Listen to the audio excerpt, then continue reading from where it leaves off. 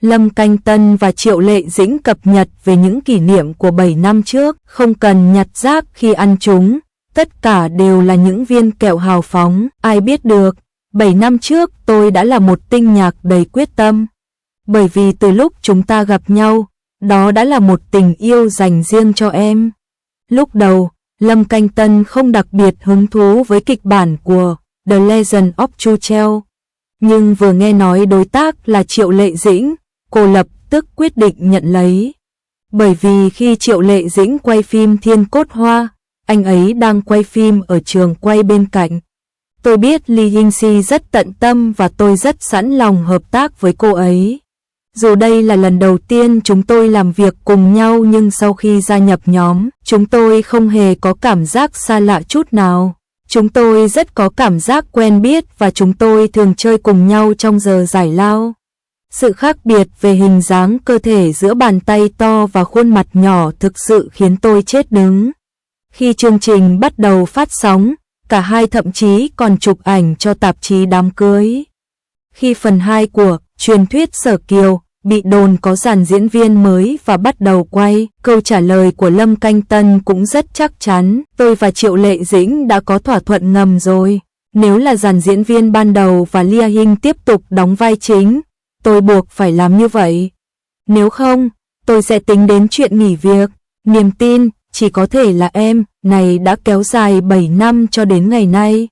Khi được hỏi cảm giác của tôi khi lần đầu tiên tiếp xúc với kịch bản Du hành cùng Phượng Hoàng Lim Căng Sin, tôi đã không nhìn thấy kịch bản khi dự án này đến.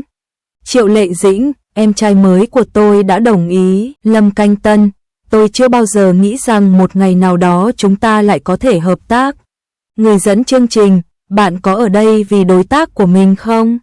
Lâm Canh Tân, đúng vậy, 7 năm trước Triệu Lệ Dĩnh đã như vậy, 7 năm sau cũng sẽ như vậy. Đây có lẽ là cái gọi là vì đối tác của bạn là bạn nên tôi sẵn sàng đảm nhận bất kỳ dự án nào. Ngay cả khi được hỏi về chuyện 3 người, Lâm Canh Tân vẫn hào phóng nói với anh rằng anh thực sự đã nói về chuyện đó. Và nói đùa về việc đóng vai người cha, tình địch, v.v. Thậm chí vì Lia Hinh đã đóng nhiều phim truyền hình có chủ đề hiện thực, anh nói anh cũng muốn diễn xuất và muốn noi gương cô. Lâm Canh Tân đã nói trước đó rằng chỉ có một số ít người trong vòng tròn có thể nói về kế hoạch công việc trong tương lai.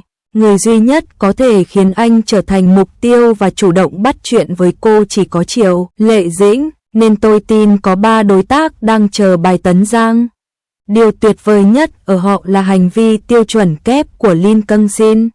Cư dân mạng nói đùa, Lim Căng Sin, người tưởng chừng như bậc thầy trong tình yêu, đã ngay lập tức biến thành một cậu bé ngây thơ khi gặp Triệu Lệ Dĩnh.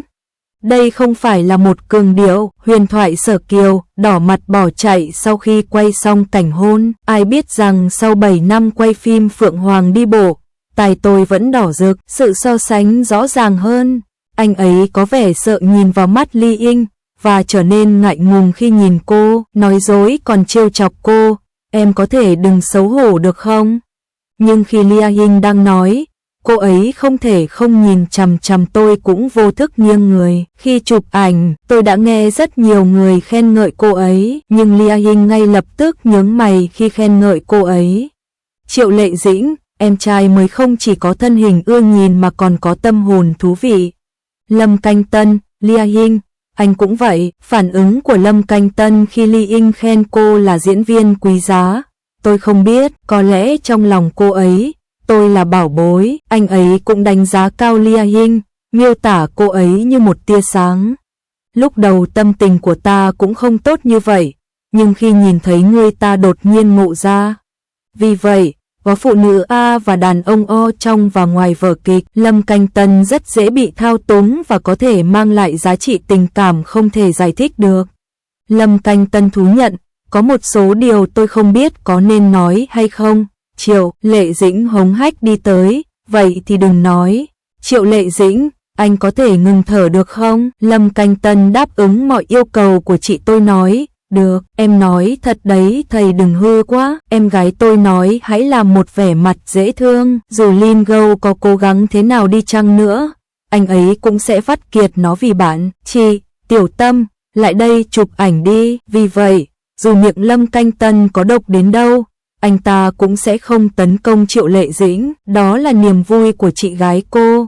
Cô ngoan ngoãn nhưng không nhịn được trêu chọc Lia Hinh, sau đó sẵn sàng bị đánh. Lần đầu tiên tôi thấy có người bị đánh vui đến thế. Cuộc sống hàng ngày trên trường quay chỉ là tình yêu trong giây phút cuối cùng. Sự khác biệt giữa anh ấy và cậu bé thích trêu chọc cô gái mình thích, nhưng Lâm Canh Tân chỉ trêu chọc cô, không khỏi quan tâm đến cô. Khi quay phim Truyền thuyết Sở Kiều, tôi thấy cô ấy có tâm trạng chán nản. Tôi sẽ tặng cô ấy một con gấu đặc biệt để làm cô ấy hạnh phúc. Vẫn còn lén lút để cô ấy lên xe xem phản ứng của cô ấy. Thật sự đã cứu mạng tôi. Khi quay cảnh hàng cao cao trong đi cùng Phượng Hoàng, tôi lo lắng không biết Liệt có đau hay không. Vẻ mặt của giám đốc như thế này, xin lỗi, đau ở đâu? Người này thực sự còn sống trước mặt Ly Inh, đã giúp cô ấy có được tấm bảng 7 năm trước, giúp cô ấy có được chiếc micro sau 7 năm. Mọi người vui mừng khi bộ phim kết thúc, nhưng Lâm Canh Tân lại không muốn bỏ cuộc đến mức bật khóc. Trong cuộc phỏng vấn sau đó, Lâm Canh Tân nói rằng anh rất thất vọng và sợ rằng họ sẽ không còn liên lạc với nhau nữa. Họ là một đôi bạn tốt và thực sự có mối quan hệ rất tốt. Thậm chí, mối quan hệ giữa các hãng phim cũng rất tốt và họ không bao giờ né tránh chất liệu kép. Seo Chao Studio chiếu ảnh tĩnh của hai người ở vị trí C. Lâm Canh Tân Studio trực tiếp tung ra video mở miệng cảnh hôn. Được rồi, đây thực sự là đối tác giải trí trong nước duy nhất. Vì vậy khi xem Du Hành cùng Phượng Hoàng, bạn không phải lo lắng về không khí lộn xộn của chương trình. Tôi xuống sàn để chụp những bức ảnh đẹp cho Lia Hinh. Trong buổi phát sóng trực tiếp, Lia Hinh đã đến tặng quà cho anh để tranh giành thứ hạng khiến Lin Cân Sin vô cùng vui mừng. Lia Hinh, Si Nhê, hoàng tử của tôi, đủ loại tên thú cưng được gọi. Biết hoàng tử thích con thỏ nhỏ, chàng liền đưa cho cô xem. Chúa ơi, hãy nhìn con thỏ nhỏ đang quay tròn này. Tôi đang chụp những món đồ dễ thương và hỏi Ly Inh xem tôi thích mua món nào cho cô ấy. Tôi chưa nói cho bạn biết, tại sao hai người không gọi điện video. Và 7 năm trước, bức ảnh điêu khắc chú chó của Triệu Lệ Dĩnh đã được dùng làm hình đại diện WeChat. 7 năm sau, câu từ hào phóng khoe chiếc ốp lưng điện thoại di động của cặp đôi nhân vật của mình sẽ trả lời các biểu tượng cảm xúc yêu thích dưới sự xuất hiện của người hâm mộ CP. Khi người hâm mộ CP cảm ơn màn trình diễn của cả hai và mong chờ bộ 3, trả lời, trong nhà ai hiểu. Khi được hỏi Tinh Vân, Sinh Trư và Thẩm Lệ yêu nhau khi nào, Lâm Canh Tân lại hỏi, có đúng vai không, có được không? Nếu bạn muốn nói về bản thân mình, chúng tôi sẽ không ngăn cản bạn. Trong buổi phát sóng trực tiếp, anh Vương đã trêu cô rằng tai cô đỏ bừng khi quay phim cùng Lý Anh. Với cái miệng hung ác như vậy, hắn không những không nói gì mà lập tức chuyển chủ đề. Dĩnh đã chậm trả lời buổi phát sóng trực tiếp của mình trên Weibo. Anh chàng này đáp lại bằng cách chơi chữ về việc không mở miệng trong cảnh hôn. Tôi không chơi game nhưng tôi biết đó là sự nuông chiều. Tôi không những không thể nắm bắt được một chút gì, anh thậm chí còn muốn bảo vệ cô. Lin Cân Sin, bạn thực sự không yêu tôi nhiều lắm. Đầu tiên, người hâm mộ Triệu Lệ Dĩnh là những người có tổ chức tốt và biết rằng bầu không khí theo dõi phim tốt sẽ giúp bộ phim. Thứ ba là phải có nền tảng CPF nhất định. Tiểu sử Chu Treo 7 năm trước có nhiều bữa tiệc sinh Yue và mối quan hệ tốt đẹp giữa hai người đã thu hút những người hâm mộ CP mới tham gia trò chơi.